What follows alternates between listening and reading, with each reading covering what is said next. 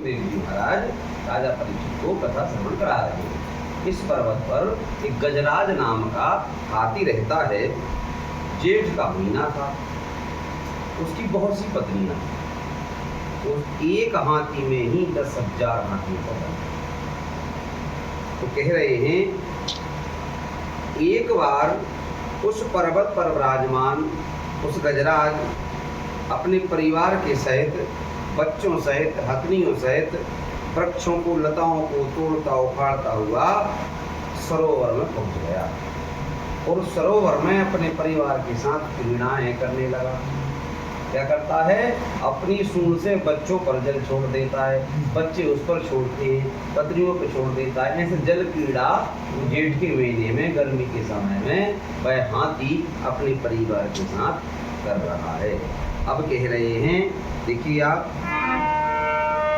तम तत्र कश्चिन्द्रपदेव चौदितो ग्राहो बलियांश्चरणे गृहीता।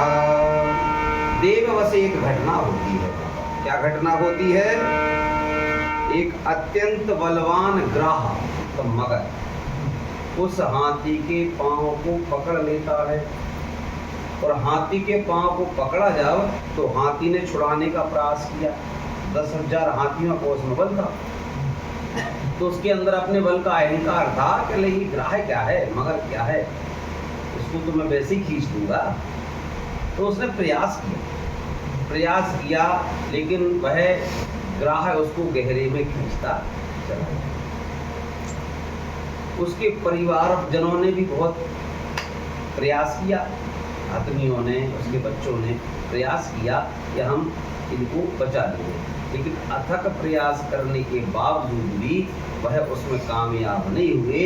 तो विचार करने लगे कि भैया इसके साथ हम थोड़ी ना मरेंगे। तो वह हथनियाँ और उसके बच्चे उस हाथी के सब उस सरोवर में से बाहर निकले आए। अब कौन रह गया? केवल हाथी। तो कह रहे हैं अब स्थिति ये हो रही है,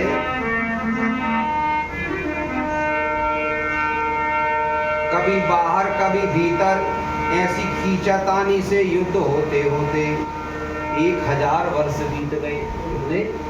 1000 वर्ष उस ग्राह से लड़ते लड़ते उस हाथी के बीत गए भैया।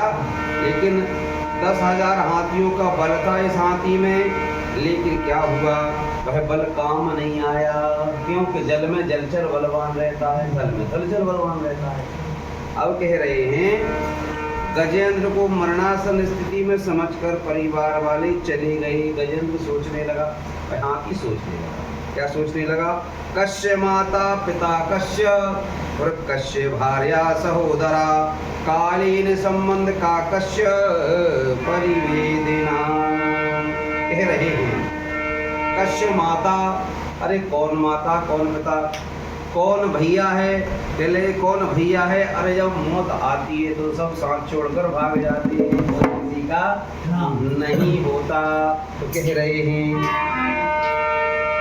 तो होता कौन है पर अपना?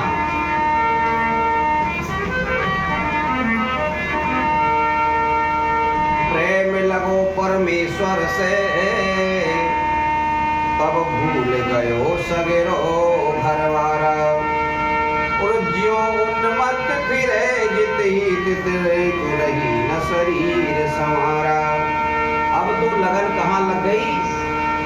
भगवान के चरणों में लग गई। क्यों? कि जब अपना कोई सहारा नहीं देता। तो क्या कह रहे हैं? मेरा कोई ना सहारा बिन तेरे, हे गुरुदेव सवारी